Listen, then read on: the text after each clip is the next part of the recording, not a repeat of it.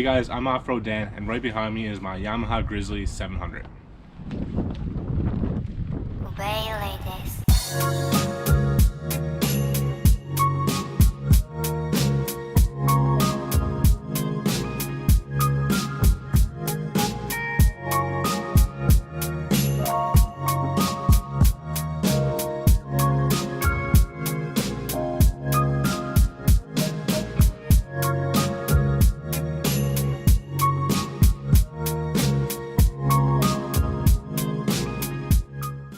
So FINNTRAIL asked me a few questions. You probably already seen this video on Myler's page. I believe he got to it first before me. I guess they're just trying to keep all their boys busy during this time, you know, which is great. I love getting requested videos like this from companies. Let's just get right into it. So the first question is basically, why do I ride Yamaha? So Yamaha has been in our family for years. It all started with my grandfather's ATV, the first one I drove in 1992, Big Bear Yamaha. That thing's still kicking. He probably only changed the belt and maybe worked on the clutch a little bit. Not positive on that one, but like that thing's a tank. Like nothing stops that one. So when I first bought my Grizzly, I was originally going to get a Kodiak because I only wanted a trail bike. I didn't really know about mudding here. I didn't think I would like mudding here. So yeah, I went to Yamaha Atlantic Recreation to get a Kodiak, but at the time they had a really good deal on the Grizzly behind me, so I bought it. Best thing I ever did, I think. It's brought me and John a lot of memories. At the time, John had an Arctic Cat Mud Pro. So when I first got my Grizzly, John's Arctic Cat, it was grounding out, it was like arcing out everywhere on his bike. So we're in the woods, probably like an hour away from his house in central Newfoundland. I had to tow his ass all the way back to his house. Then we spent the next day trying to figure it out. Then we had it figured out, but we didn't know how bad it was. So we fixed it, went on a run. It still like stopped and stuff and all that stuff. Then John finally fixed his bike, traded in a Yamaha, said, I don't care what I get for it, just give me a Grizzly. So now John got his Grizzly as well. Next question is like about all the upgrades I did on this bike. Man, there's a lot of upgrades on it. Me and John built it all. Obviously, we bought the parts and put it on. The only thing I never touched was engine work because I don't know how. So first things first was a rad relocator kit. I bought that off Rubber.Dan Customs. I got that because my ATV was often overheating, and that sucks because when you're with people, you gotta wait, but hey guys, the ATV is overheating here. So I got a relocate kit and that changed it. Never overheated ever since I got that. It's awesome. I believe the next thing I got was probably the 2-hour racing tip for my exhaust to make my ATV actually sound like an ATV. I think Yamaha should really get a different exhaust so your ATV doesn't sound like a lawnmower. Obviously I added some light bars on.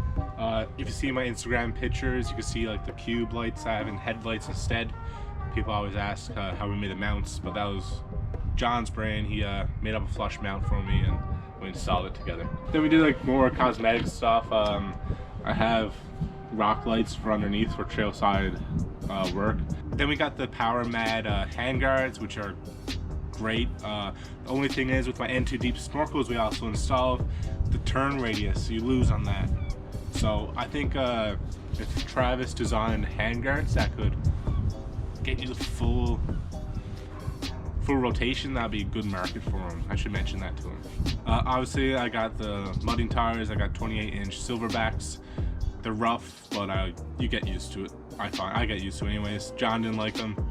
He sold his and he got more of a trail style tire now.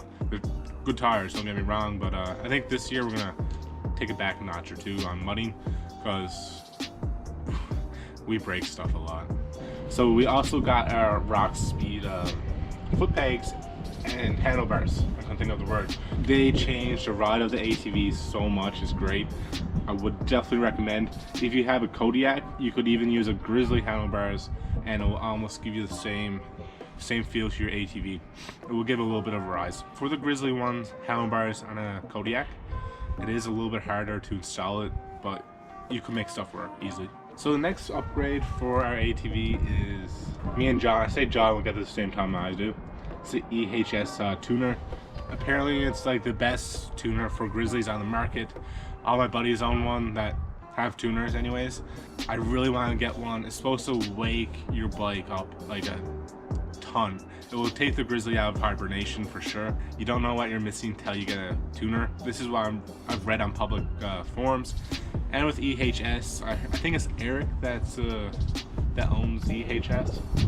Anyways, there's a guy, Eric, at the company. He has great customer service.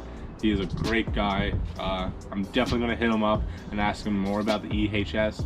I heard it's best on the market. It's gonna be our next upgrade, regardless of what he says.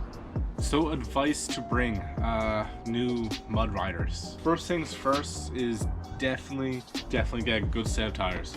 That's hands down. Get tires.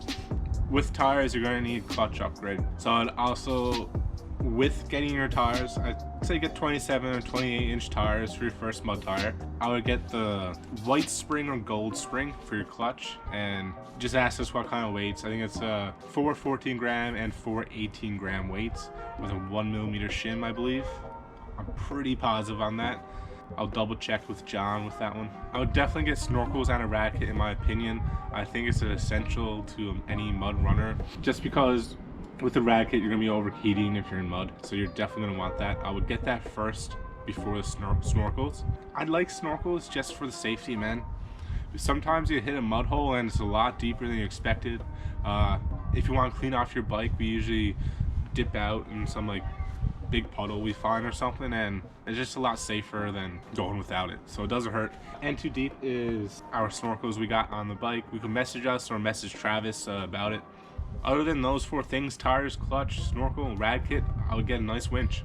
Get a nice winch and a nice synthetic winch line.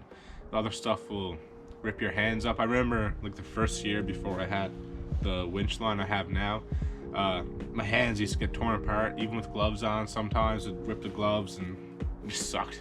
So yeah, that's my advice to any new riders. Thanks for listening to this short video, guys. This is a little update. I know I haven't posted any ATV related content in a while now, which sucks. Hopefully soon John's gonna get his bike back in town and I'm gonna open up shop and go again, you know. Thanks for watching this video, guys. Again, make sure you hit that subscribe button and like this video. Leave me a comment as well. Make sure you guys leave a comment of your ATV down below.